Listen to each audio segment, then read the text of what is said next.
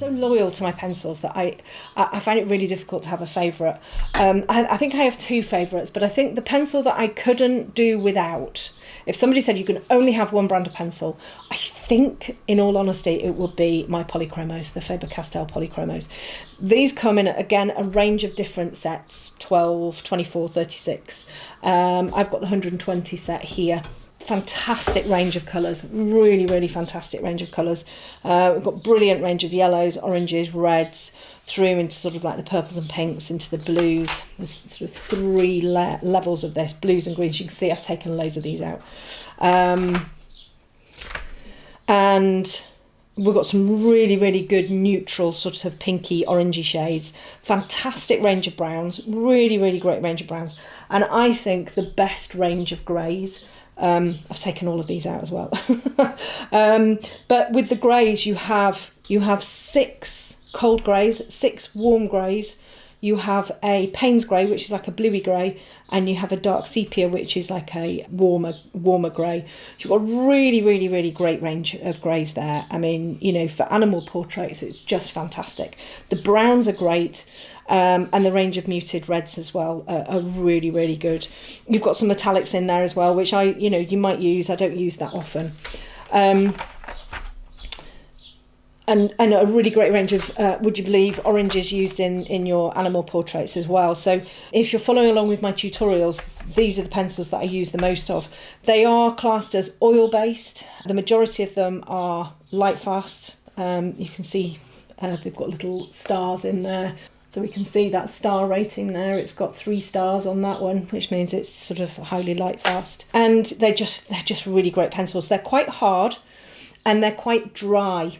So these pencils I love as like a base. I tend to use them first off. They're also not as opaque as some of the other pencils that I use, which means that you can see through the layers a little bit more. So I tend to use these pencils for things like eyes.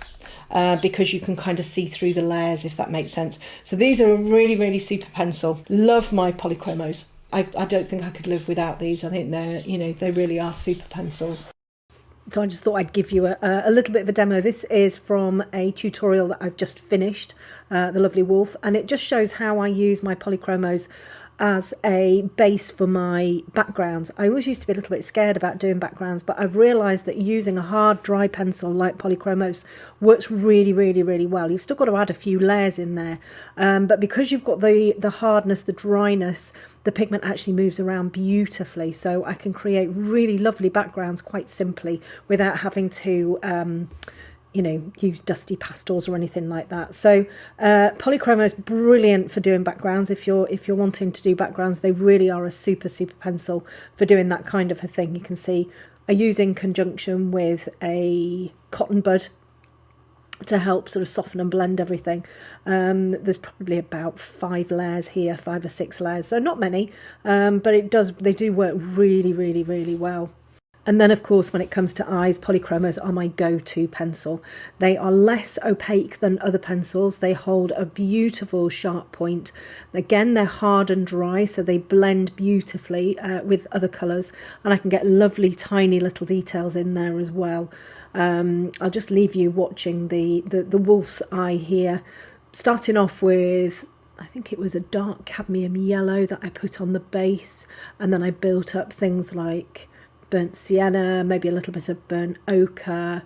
I actually did the pupil with a Caput Mortuum violet to begin with, and then brought the black in over the top, so I had that lovely warm feel to it. The whole of this piece was very, very warm. And then I just build my layers up, build them.